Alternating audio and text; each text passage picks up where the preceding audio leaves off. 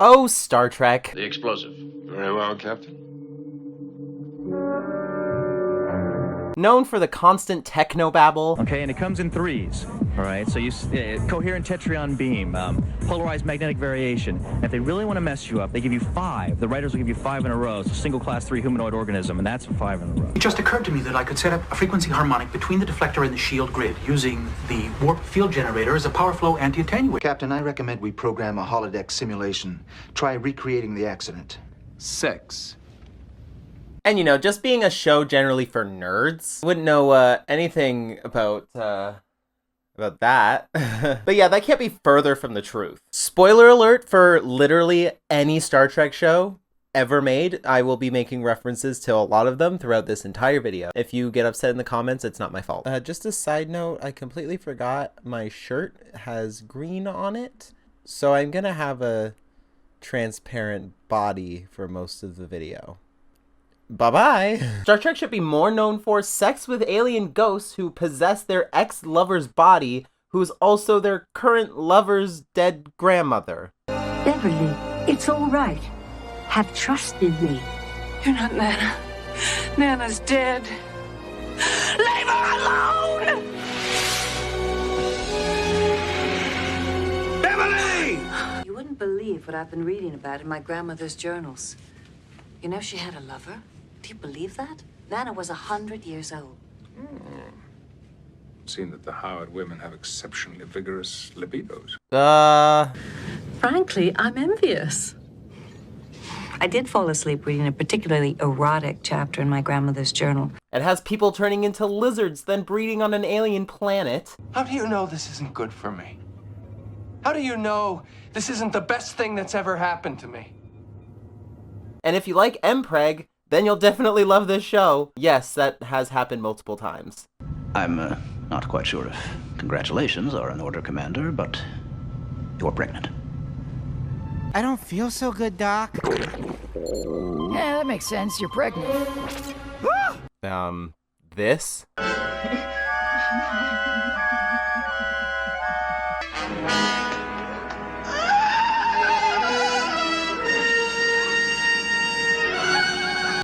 The Holy Pilgrim. One of the best feats of television, if you ask me. I'm just making fun of what makes up about 10% of what the actual series is. Yes, it can be weird, campy, and sometimes racially insensitive. It's a time capsule of its time, really. We can just sit back and laugh at season 1, episode 4 of Next Gen and just never watch it again. I've already actually done a Star Trek games video 2 seasons ago, and it still has under 100 views. Come on, people, subscribe already. But to start off season 3, I needed to do a sequel to something I've already done before. And since I announced this and my season finale, I decided, hey, why not start off my Star Trek Online series with some more Star Trek video games. Star Trek Prodigy gets a bad rep for being the kids' Trek show. I thought of it as Voyager Part 2. Then it got disowned by its own Trek family, and now it lives over at the competitor's house. Honestly, it's really sad what happened to Prodigy. I wish it'll come back to Paramount Plus at some point with the rest of Star Trek. After playing this game, I just want to watch the show again. Captain's Log Supplemental. Since leaving Tars Lamora, we've had many adventures. The dangers we've faced have made us grow as a crew. Our mission now? To rack up good deeds, to find and help alien civilizations in the hope Starfleet will turn a blind eye to us borrowing... stealing one of their ships when we return the protostar to them. Their sensors. Whoa, whoa, whoa, whoa, whoa, whoa, whoa, whoa, whoa. I am sorry. Are you trying to say the word sensors? Because to me, you're saying sensors. What is that? Pick up weird readings on a star with an orbiting Dyson sphere. At the current rate, I calculate the star's energy supplies will run out within 72 hours, at which point it will supernova. Get it is the title. Destroying the entire system, all of the planets, and everything in it. This star's about to go kaboom! Jacob Hogg says time to get out of here! But when they're about to turn around and GTFO, the sun uses Thundershock and it's super effective, sending the ship crashing, so Hollow Janeway has to transport the entire crew of teenagers to the planet's surface. Now we have to go planet to planet, saving members of our crew while gathering missing parts of the protostar. Yeah, that's cool and all, but have you ever played Skylanders? It's sort of like that, but without the overpriced figures. You go around linear paths, completing puzzles and pushing boxes around and deactivating laser walls while defeating waves and waves of enemies. Then eventually you save a member of the crew or something, and they don't even become a playable character, they become a fucking perk. And for it being made by Outright Games, notorious for making really bad video games out of well-known IPs. It's sort of like THQ back in the day, but this one wasn't too bad. It is nice that we have a whole voice cast, including Kate Mulgrew back as Janeway. I am in heaven. Oh, it's only a library. I am fangirling with Gwen. I love libraries. The graphics are good, the artwork in the cutscenes are nice and like a comic book. And if they were a comic book, I would actually support it. And the story is pretty much self-contained, so you don't have to catch up on the show to know what's going on, because mostly it is explained in the opening cutscene. There's just a couple things on the top of my head that I could not finish the game because of. One, because Jankum Pog is the worst Star Trek character ever conceived. We found the missing part. Time to work your magic, Jankum. Aw, Jankum Pog was just gonna eat some cold chocolate water plum pie. I hate him. And the switching back and forth. Watch and learn. Let's get this done. Captain Dal, ready for action. Follow my lead. Watch and learn. Let's get this done. Let's get this done. Follow my lead. I'll take it from here. And if you haven't perfectly memorized the controls, then you will be hearing that a lot. If you like Prodigy, then you will absolutely love this game, but I'm just not a fan of the whole puzzle gameplay. I've talked extensively about video games and talked a little bit about movies, but I did kind of want to branch out a little more, so why not talk about a board game? Captain's log, Star Trek, the next generation interactive video board game. Who is moving now? Tell me who. Your mission to save the Enterprise from Klingon warrior Klavok.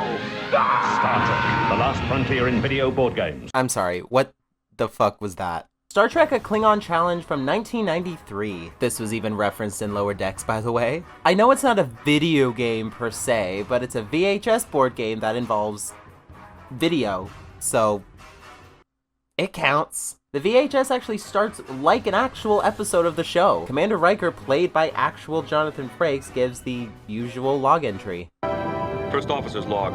Stardate 49253.5. Commander William Riker reporting.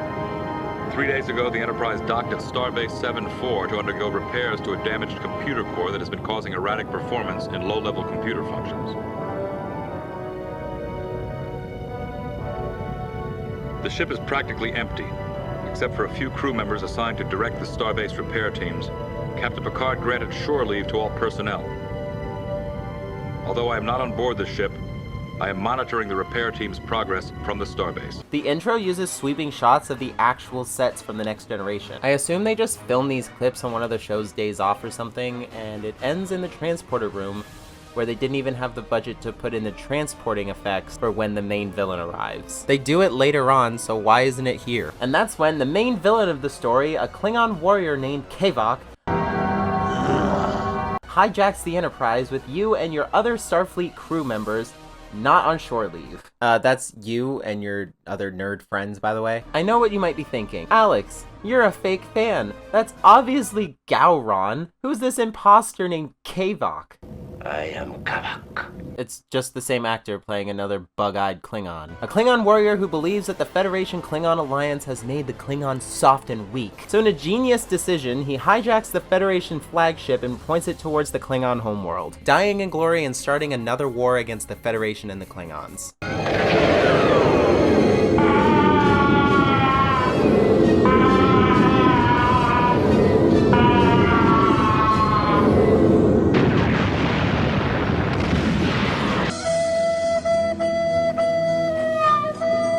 And the screen cuts to your POV watching a screen of Kavok in engineering, and he speaks directly to you and the other officers around your table.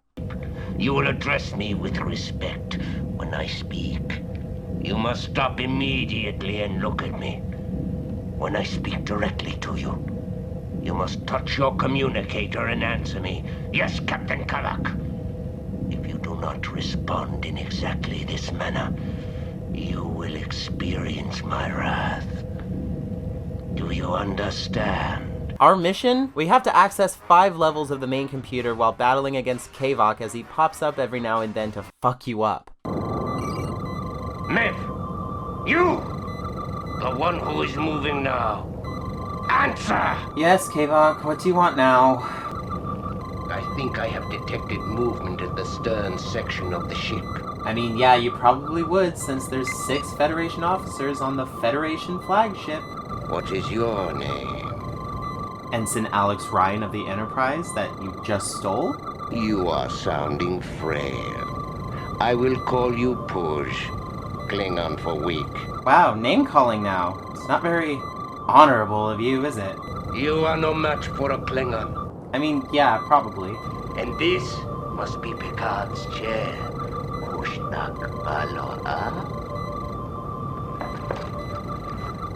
It is now. You realize you stole Picard's ride, right? He's probably on his way right now on another ship. I place you in a stasis field. And constantly makes you... Experience beige. I'm sorry? Experience beige. Experience beige. Yeah, the universal translator must not be working. And at maximum warp, it'll take 60 minutes to reach the Klingon homeworld. So in that time, you literally have to sprint around the board in the shape of the Enterprise, roll a dice, and whatever card you land on, you have to pick up from that pile. Computer access cards, holodeck cards, beige cards. Experience beige. And you have to make it to the bridge before time runs out to defeat Kavok or get attacked by Klingons as soon as you reach the border.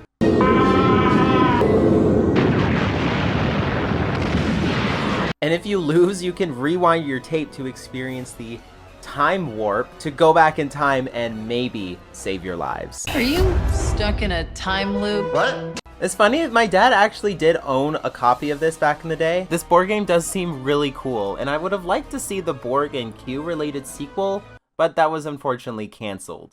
I think besides the Klingons, I think the Tribbles are one of the most famous creatures out of the original series. Created by David Gerald for the original series episode Trouble with Tribbles, they're a living ball of fluff that do nothing but eat and breed. But in this game, you play as the Tribble. Tribble Troubles isn't exactly a Star Trek branded game. There's no mention of CBS or Paramount anywhere. None that I could see anyway. I'm pretty sure David Gerald owns the rights to the Tribble species and whatever species he has already written for the show. He has his own gaming company called Tribble Games and runs his own store where he sells nothing but Tribbles. But I have my own Tribble. Don't worry, he's a rescue. We will add to a biological and technological... It was also developed by Scary Robot Productions that also made Poker with Bob and Save the Titanic. Right. Space. The final frontier. These are the voyages of the starship... Is that a Tribble? On my ship!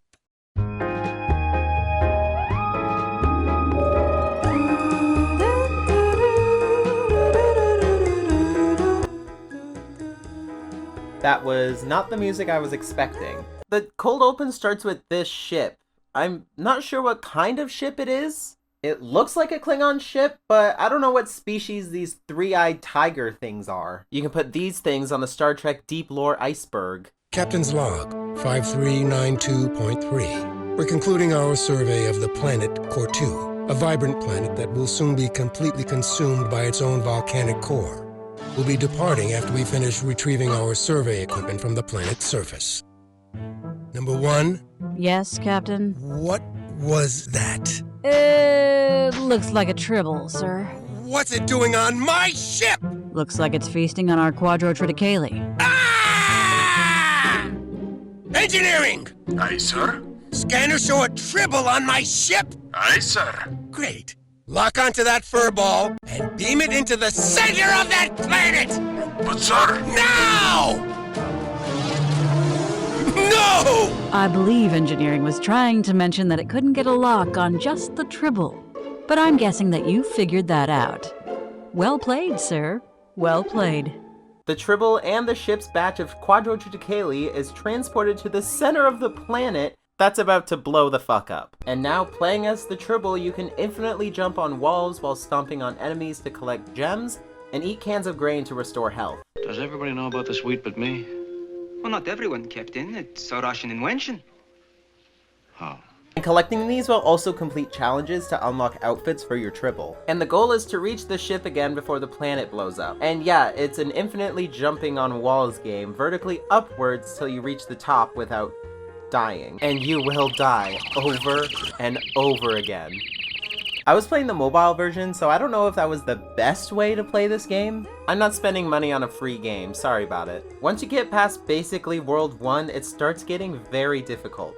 If you like a bit of challenge and you love Star Trek, you will definitely love this game. We all know Lego, right? The best childhood building block that can perfectly replicate buildings, terrain, cars, the Galactic Senate. Then in 1974, PLAYMOBIL appeared and are still trying to compete with Lego. But they're still ugly wastes of plastic that could be used for, I don't know, Lego. But there's one thing PLAYMOBIL has that Lego doesn't. In September of 2021, PLAYMOBIL released the USS Enterprise set, complete with lights and sounds that can be controlled via an iPhone app. Yes, it's another app. The PLAYMOBIL USS Enterprise app is primarily used to control the actual set's features, but there is a couple of other options. AR Mission makes the little PLAYMOBIL figures appear and give you little missions. I can't access it because I don't have the fat ship. I did try to trick it, but it didn't work. Command mode is just the, you know, commands for the lights and sounds that I mentioned earlier. And Fun Facts is a menu where, you know, you'll learn facts about Star Trek. See, I can do more Star Trek game videos because there's 125 of them. And yeah, Beam Me Up Scotty was just a misquote that everyone thinks is a Mandela effect. Yeah, sorry, the Mandela effect doesn't exist. You people just hate being wrong. And then there's the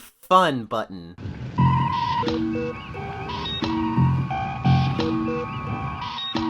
Live long and prosper.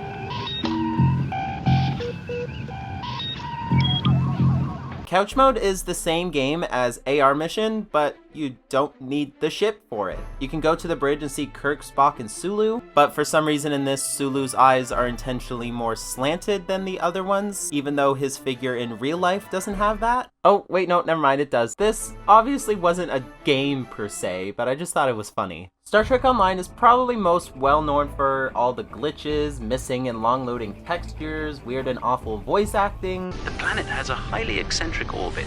Looks like it collects matter from the nebula as it sweeps around the pulsar. And all the loading screens. Yeah, it has a lot of problems. I've heard the PC version is better, but I've only played on the Xbox and PS4 versions, and I'm mostly using footage from my PS4. My PS4 is pretty old, but it runs the game pretty well, and I've been live streaming the footage all on my second channel, Edit Trash Live. Why not PS5? Yeah, I don't have a PS5. I have other shit to spend my money on. I have rent to pay! Even with all of those problems that I do get all of the time, this game has been one of my favorite games at the moment. When I first heard about this game, I thought it was like a top-down style game, sort of like the first Fallout. But nope. My stupid child pea-brain didn't think to use Google. I really wish I was exposed to this game sooner. The Bethesda-like character creator, the ships, the fully explorable galaxy that you can freely fly around, and an almost endless amount of missions that you can go on and get rewards like dilithium and use them as in-game currency to upgrade your current ship. The character creator is just insane. It isn't as detailed as I would like because most of the other cooler options are behind a pretty hefty paywall. Like I said, it is a free game, so you don't actually need to pay real money to get these items though. It will take a while, but you have to go on a lot of missions to get enough dilithium to change into Zen, where you can then buy that stuff. What? You actually have to play the game to get rewarded? What is this concept? Also, it's gonna run poorly. Don't expect your super beefy PC or your extra RAM PS5 to run this game correctly. But for the most part, it's completely good to play. The amount of content in Did I Mention free game makes up for all of the downs. Just starting the game, you're already presented with 6 starting options. You can start with regular Starfleet, Klingon Defense Force, Discovery Era Starfleet, the Dominion, TOS Starfleet, or the Romulan Republic. Star Trek Online is categorized as non-canon to the rest of the series, but there have been a lot of things from Star Trek Online that have been integrated into the actual show. The Enterprise F, for example, being from Star Trek Online that they integrated into Star Trek Picard. So the protagonist is, well, you, whoever you want to be. But first, we have to pick the faction that we want to be a part of. But I think I'm getting a little too ahead of myself. I wanted to really do this game justice. It's not talked about enough, to be honest, and when it is, everyone just hates it. And I have already gotten some weird comments about even streaming this game on my second channel. I wanted to talk about each faction in length. I will be doing multiple videos going through the various unique plots of every single faction telling the story. So join me in my new series where I play every single storyline from Star Trek Online. Subscribe and see those when they come out. I will be doing these other videos as well, so I don't have any excuse to not make videos anymore. I will be starting with the TOS era and working my way down, so please subscribe and I will see you guys then. I don't know when that will be. There will be a premiere in your subscriptions if you subscribe. So yeah, another reminder, subscribe, and I'll see you next time.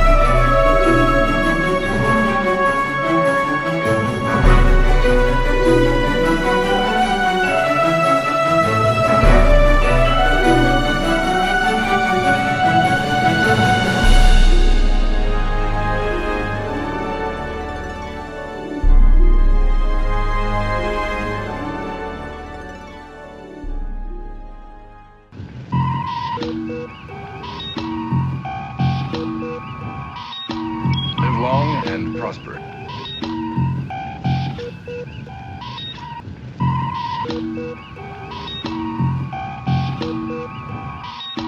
Live long and prosper.